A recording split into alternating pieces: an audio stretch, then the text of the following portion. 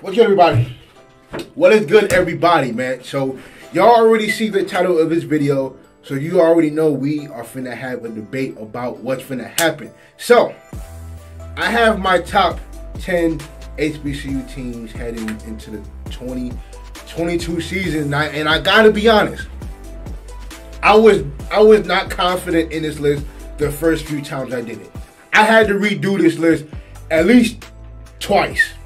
I did it 3 times. So I'm finally comfortable in the list that I've created. So I'm here to debate it. I'm not worried because now I'm confident in these 10 teams. But this is only the start of the season, so anything can happen and everything can change. So without further ado, let's go ahead and get started. At number 10, I have North Carolina Central. I really like David Richards as quarterback. He was second team All MEAC last year, threw for over 2,100 yards with 15 touchdowns in the air. He ran for another 350 yards and had 8 touchdowns on the ground. He only threw 6 interceptions last year. He completed over 58% of his passes. He was second team All MEAC. I think I said that already, but he led all quarterbacks in rushing touchdowns. He still has a lot of his pieces on offense from last year, including the leading rusher and caller. He ran for over 500 yards. I like their defense. They only lost but 3 starters on defense last year. All their entire defensive line is intact. And mind you, they only lost 1 game in the MEAC last year. They only lost to South Carolina State by 3 points. They won 2 overtime games, so their offense can score some points. So I'm really looking forward to Davis Richard making that next elite level, because mind you, he's a junior this year. You know, so these last 2 years that he has are definitely going to be important, and he can definitely. That game versus South Carolina State, I think, is going to be big. I think that game could possibly be, it could say who is going to win the MEAC. But then again, Delaware State is going to be really good this year too. They made a lot of moves. I wish I had more room in the top 10. I probably would have put Delaware State at 10 or Alabama State. But I think North Carolina Central is one of the better teams. And I think North Carolina Central is my number 10. At number 9, I have North Carolina A&T. I like they have Jalen Flower, who is going to be a senior this year at quarterback. He had an up and down year last year. He had 10 touchdowns with 8 interceptions, threw for over 1,700 yards, and he completed 55% of his passes. Now, from what I'm reading and judging by from what I saw in the spring game, they're looking to be more of a running team this year. Now, I saw a dude named Charlie Dixon, I believe. He ran the ball really, really well in the spring game. I think he ran for over 130 yards with 2 touchdowns, I believe. And for a combined, for between both teams, they ran the ball 62 times. So from what I saw from the coaches, they said that they're really going to enforce being a running team this year. Now, their defense is what's going to be their calling card for them this year. They got Jacob Roberts, who was along with their center, who were their all-conference players. They're both going to be coming back. Jacobs was their leading tackler from last year. Their whole front 7 is going to be pretty good this year, so I'm definitely looking forward to seeing them. Now, they played North Dakota State this year. That's going to be something interesting to watch. I definitely want to see how they hold up against them. Now, they are also projected to finish second in the conference behind Campbell. Now, that's going to be real interesting because they have Campbell finishing number 1 in which they're going to be playing against Jackson State this year. So that's going to be interesting to watch too. But yeah, I have North Carolina A&T number 9. At number 8, I have Alcorn. Now, I definitely underestimated Alcorn leading up into the season because of them losing, Flex Harper, them losing LaCharles Pringle and Jawan Carter, Jawan Taylor. I didn't know where they was gonna go from the season they had a year ago, finishing 6-5, but they actually picked up some good pieces. Now, I think Aaron Allen, the transfer from LA Tech, I think he's gonna be the starter this year. They also got some good receivers. CJ Bowler is coming back. He's definitely one of the best receivers in the SWAC. They also got Manny Jones, and they got Juwan Anthony coming back as well. They got Nico Duffy in the backfield. They also picked up some good SBS transfers at running back, who's going to be on the team as well. Now, the defense, from what I saw in the spring game, their secondary looks really good. I'm not even going to lie to you. Their secondary looks really good. They have a good linebacking core as well. Now, I have some questions about their offensive line, though. They were one of the worst offensive linemen from last year. One of the 2 teams in the SWAC that gave up over 30 sacks. So I hope so. If they can fix that problem on the offensive line, Alcorn got something. You know what I'm saying? So I've been really impressed with what Alcorn has been doing in the offseason. So I think they can definitely make some noise in the SWAC, and they can definitely give a few teams a hard time. So I'm looking forward, to a good season for them. And number 7, I have Alabama A&M. Now, I tried to find their spring game, couldn't find it. So they have a lot of FBS transfers. I think from what I saw, they have over 38. I think he's going to 40. I think they probably got 40 of them now. So this team is going to be a whole new team. So I don't know who's starting where. The only starters that I know for sure is Quincy Casey at quarterback and Abdul Ibrahim at receiver. Now, Abdul Ibrahim, to me, is the best receiver in the SWAC. Matter of fact, I think he's the best receiver in HBCU football. I think he's definitely an NFL prospect this year, coming up this year. Now, I think he's going to be a senior this year, so there's going to be a lot of eyes on him.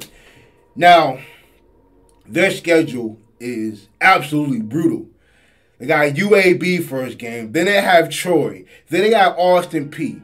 Then their first conference game is against FAMU. So leading up to homecoming, dog, they could possibly, I don't want to speak it into existence because it sounds bad.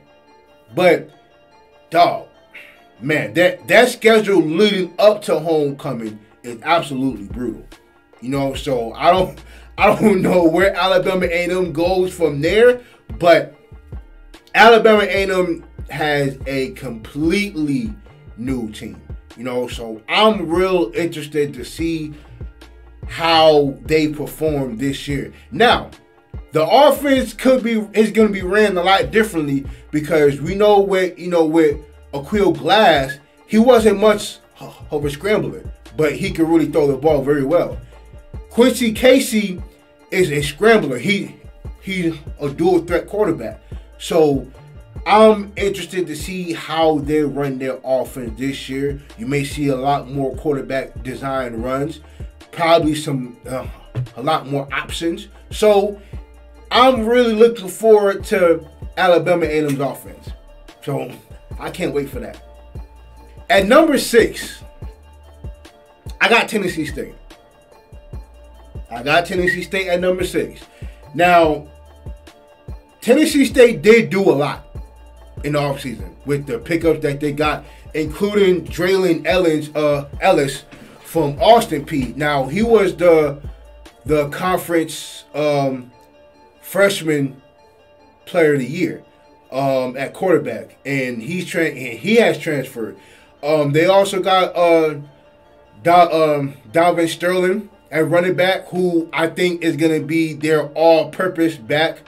He was their second leading receiver and their leading rusher, so they're going to look to do a lot with him. And their defense is really solid. I like James Green and Tredarius Patterson. They picked up a lot of pieces in the secondary because they lost 3 guys this year just in the secondary alone.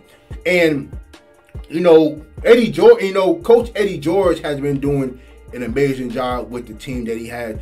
He's been doing some big things, and now I think they don't play Notre Dame up until 2024, but they have an interesting first 2 games of the season.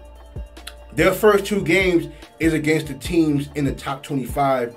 I think is Eastern Michigan and Jackson State.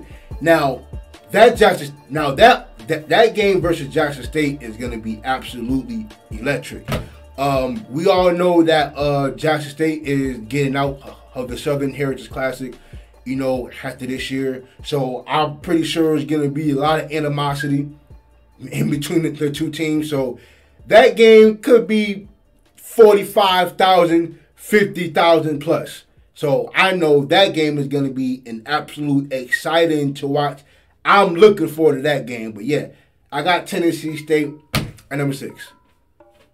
All right. Now, these next 2 teams, 4 and 5, were really hard to choose between the 2. I flip-flopped 4 and 5 the entire time I was doing this list. I think these 2 teams mirror each other. I think both these teams did a complete 180 from a year ago. I think both these teams are going to compete for a SWAC championship. And both these teams are absolutely tough. But I got to choose one or the other. And I kind of wanted to do a 2-way tie between the 2. But I couldn't be that much of a punk and punk out like that. So, at number 5, I got Southern. I got Southern U. Now, Southern do like McDaniel and Bashawn McCray at quarterback. Now, McCray did a real good job in the spring game. He did really good. I like what Gerard Sims did in the spring game. He's definitely gonna be a bell cow this year, especially with Donovan Ben not being there no more, and Craig Nelson transferring. But they still have Gerard Sims, and they still have Kobe Dillon. Now, we all know Kobe Dillon was the dynamic freshman last year who ran all over Arkansas Pine Bluff. Matter of fact, has the school record for the most rushing yards in a single game. So he did an absolute banger job. Now, if McDaniel is the starter,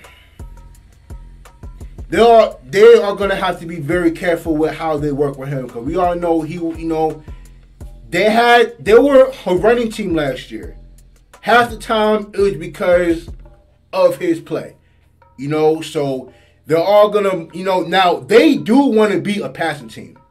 They want to be a passing team so bad. I can tell by their formations and how they were throwing, like how they were always throwing the ball, but they weren't really successful at it a lot of the times. That's why it made it seem like they were a running team because they had so many backs to choose from.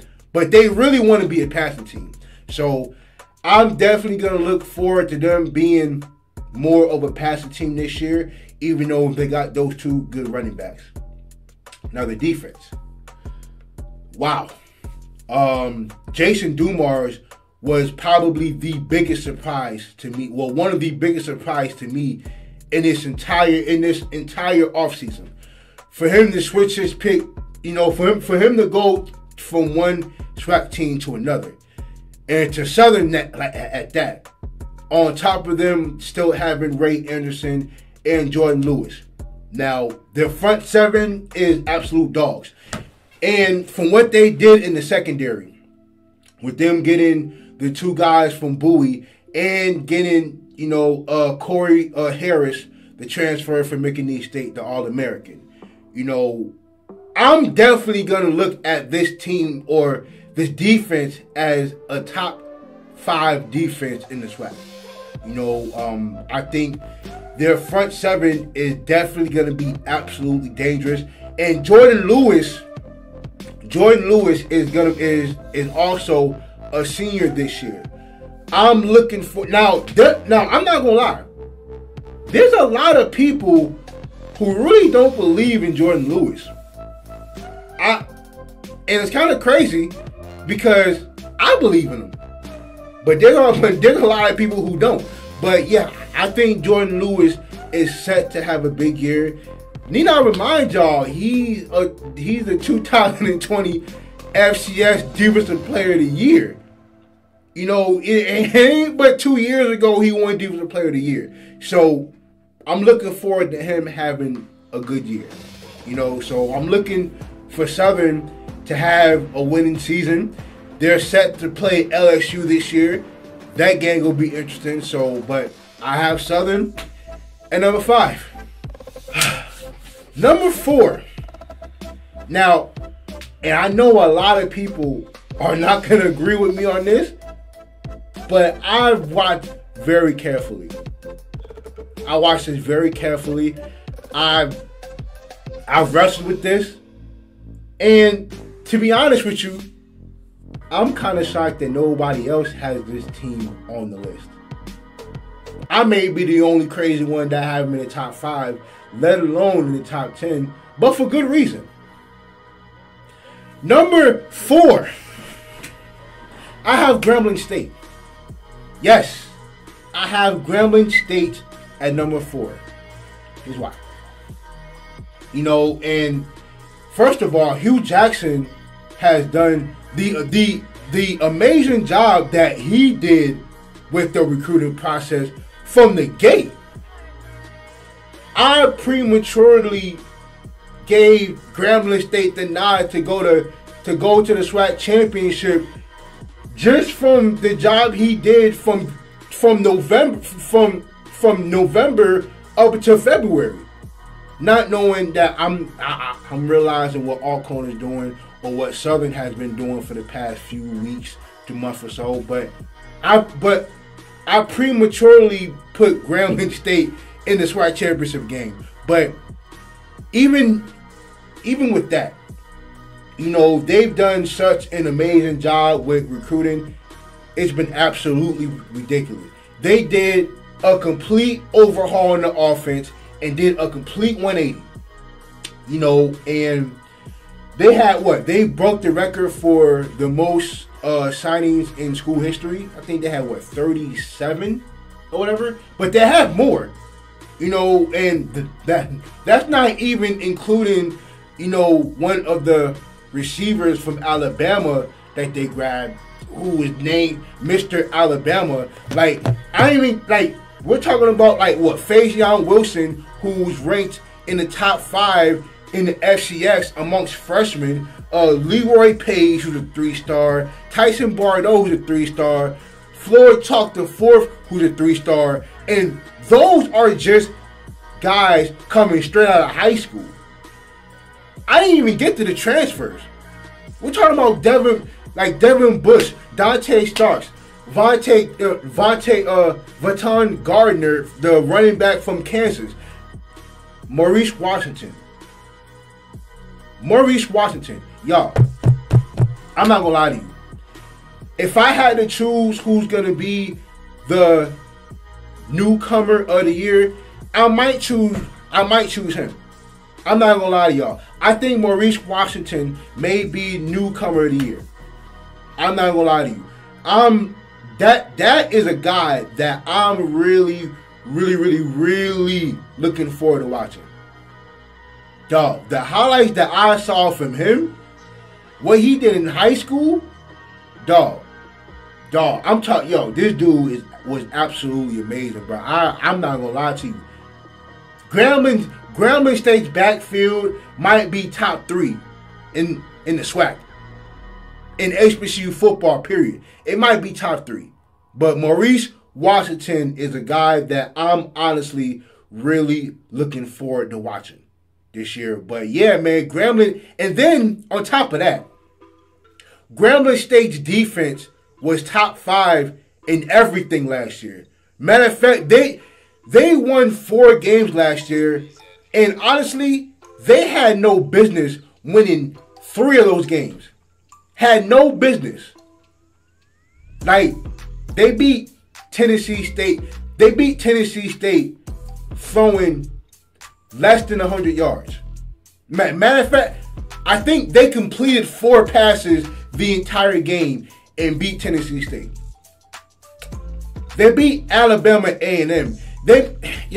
Akil Glass played his worst game that season against Grambling. He threw 4 interceptions. Grambling State had no business winning that game, but Grambling State defense did an absolutely amazing job, and they completely tore up Arkansas Pine Bluff, and then they won they won in the Bayou Classic, but Grambling State's offense was bad last year. They were last in everything, but the defense, they were top 5 in sacks, top 5 in interceptions, top 5 in scoring defense, top 5 in total defense. And I think Joshua Reed, probably the top 4, top 3 best linebackers in the SWAC. I also like Ray Estes, at the corner spot. Like, they have some real good pieces on defense. And their entire defense is coming back. So I'm sorry that I'm spending so much time on Grambling, but I have to make a point because I don't think a lot of people is going to agree with me putting Grambling State in the top 5, let alone number 4. But I think their defense is that good. I think that their offense doing a complete 180 is going to change things. Now, the thing that I am definitely worried about for Grambling State is at the quarterback spot. They have the weapons to beat anybody. My main concern is the quarterback spot, because I'm not gonna lie, I was a bit worried after the spring game. I think there was 1 touchdown throughout the entire day, and that didn't happen to the 4th quarter. And even after, I think it was Elijah Walker and Noah Bolden both transferring. Not only do they have 3 quarterbacks on the roster already, they went out and got 3 more quarterbacks even after the spring game. So now they have a total of 6. They have 6 quarterbacks on the roster currently. That don't happen. Like how Southern, I think Southern is happy with the 2 quarterbacks that they had played this spring game. I think they're happy with the quarterbacks that they got. Grambling isn't. That's why they went and got 3 more quarterbacks even after that. So I'm a bit concerned with that. But if that quarterback spot plays out how it's supposed to, Grambling State is about to be an absolute animal out here. They are about to be completely dangerous. So that's why I have them so high, because I respect their defense to the fullest. And I think once their quarterback spot gets together, then that offense is going to be a complete animal. And Grambling is going to be an absolute dangerous team to watch out for. So I got Grambling State at number 4. At number 3, I have South Carolina State. Let me start off with the defense, man. And I think they probably have one of the best defense in HBCU football. Starting off with BJ Davis. Him being a junior this year, he's definitely going to be a real big piece in that defense. They also have Patrick Galbo. You also have Jalen Barr, Jalen Evans at the DB spot. Both of those guys are really going to be key. You also have Jobanowski Green, who I believe is the best, well, one of the probably top 2 best defensive linemen in HBCU football. So I'm definitely looking forward to that defense doing a number on a few teams this year. Now, I can't really say I have a question about their cornerback spot, because if they can rush the passer and if they can create pressure like they do, I don't think whoever starts at that cornerback spot, I really don't think it matters, because I think their defense, their front 7 is that good. You know, so their defense is going to be really good. Their offense, Corey Fields, we'll speak on Corey Fields in a minute, but I like Cordell Flowers. I think he's the best running back in the MEAC. First team all-conference last year. You have Shaq Davis. You have Taquan Davis, who celebrates the Bowl MVP with 3 touchdowns. He's going to be back. Now, they have their entire offensive line coming back, and their blocking tight end in Yancey Washington. So the blocking scheme, that whole front line is going to be completely good to go, especially with the chemistry. Now, Corey Fields. Corey Fields did some real good things last year. I will say that. There's been too many games where now it didn't matter in the MEAC. It didn't matter because they won all the MEAC games. But he was definitely inconsistent a lot of times, and they won in spite of that. He was 49% completion rate. He had 18 touchdowns to 13 interceptions. I think he can definitely run the ball though. Now, I am gonna be expecting a few of their receivers, outside of Shaq Davis to step up. Now that Wolverine isn't there anymore, I am going to be looking for the other playmakers to step up. But I'm definitely looking forward to see how Corey Fields performed this year. I'm going to be looking for him to keep it to take it a step further, because he could be the reason they win. He can also be the reason that they lose. But I do have high praise in their defense. I think they could overcome whatever Corey Fields does. So, but if he can play well like he did against Alabama A&M and keep that going, South Carolina State could be unstoppable, honestly. Now, I do see them being the favorites to win the MEAC again. But like I said before, at number 10, North Carolina Central may have something to say about that, but who knows? But I got South Carolina State winning the MEAC again, and I have them at number 3. And at number 2, I have FAMU. Yes, Florida A&M, man. Now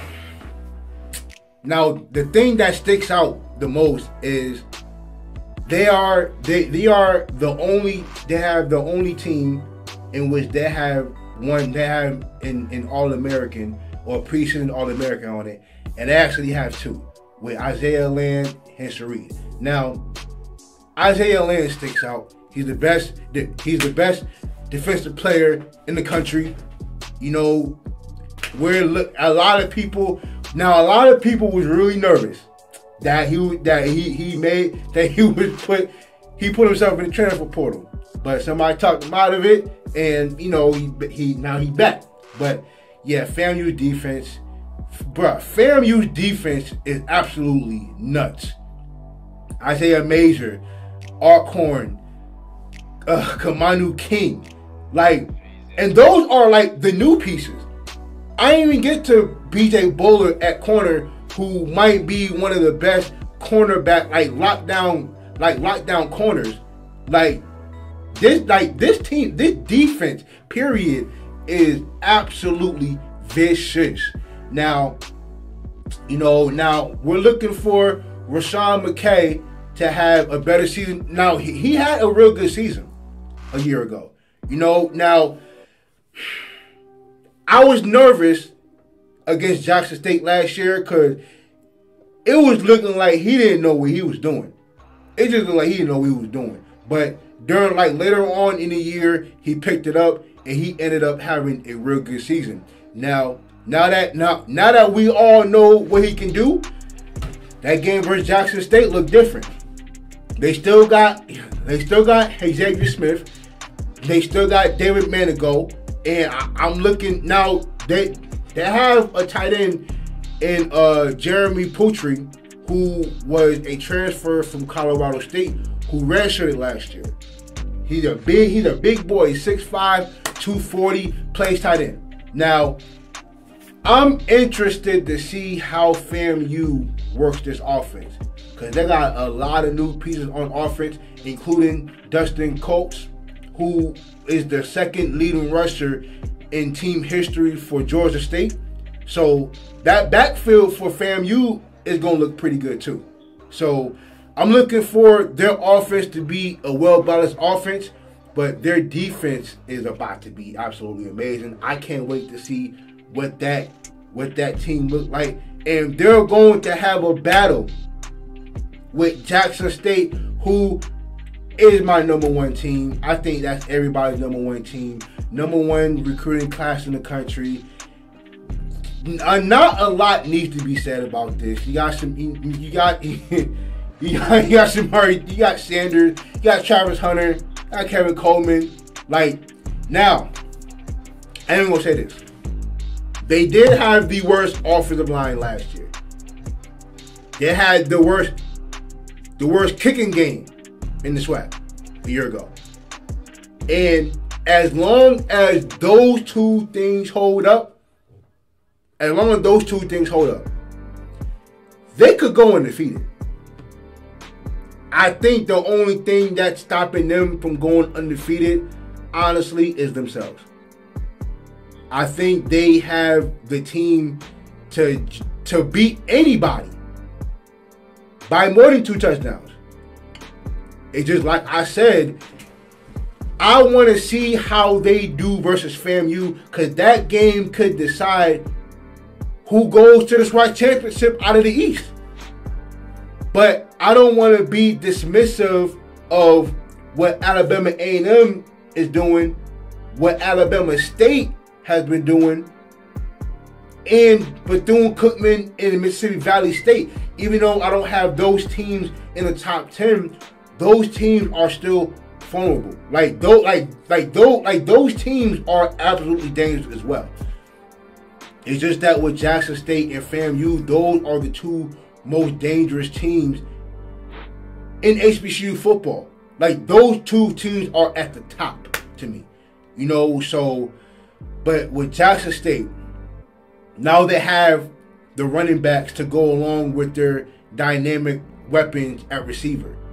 So that offense is about to be the complete package now. Especially with them getting Savion Wilkerson, I thought that was the missing piece for their offense.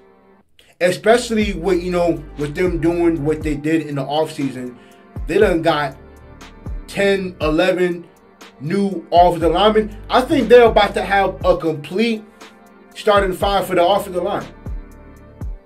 They'll kind of have to, because they gave up the most sacks in the SWAC. I think they gave up 35, 36 sacks with over 300 yards lost. That's crazy. So they had to fix that. And then with the kicking game, they left points all over the field that made games look closer than what it was. Not only because the offensive line didn't hold up, but they left off so many points because they missed so many kicks. They missed so many kicks last year. So yeah. So I'm looking for Jackson State to not lose a game. I mean, they're kind of going to be favored in each and every game. Until I see different, I think I'm going to favor them in every single game. Now, I think FAMU, I think Grambling, and I think Southern, Tennessee State too, are going to give them the most problems. I think they're going to give them the most problems. But, you know, you got Shedeur Sanders at the end of the day.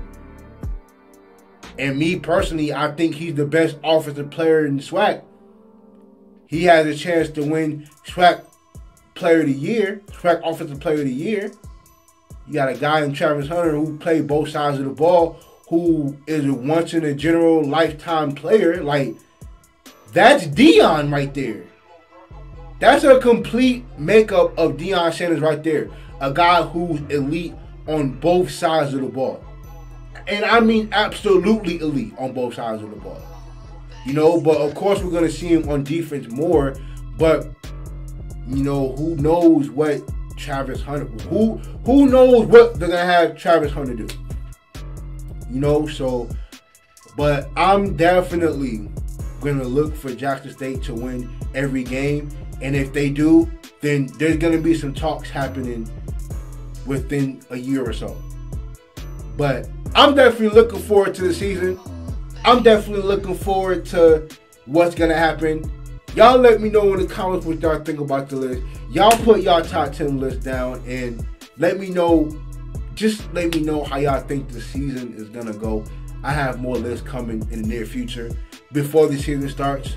Y'all just be on the lookout for that, man. And I appreciate y'all. And I thank y'all so much, man. Y'all, once again, make sure y'all drink y'all water. Cause it's hot out here. It's hot. So make sure y'all drink y'all water.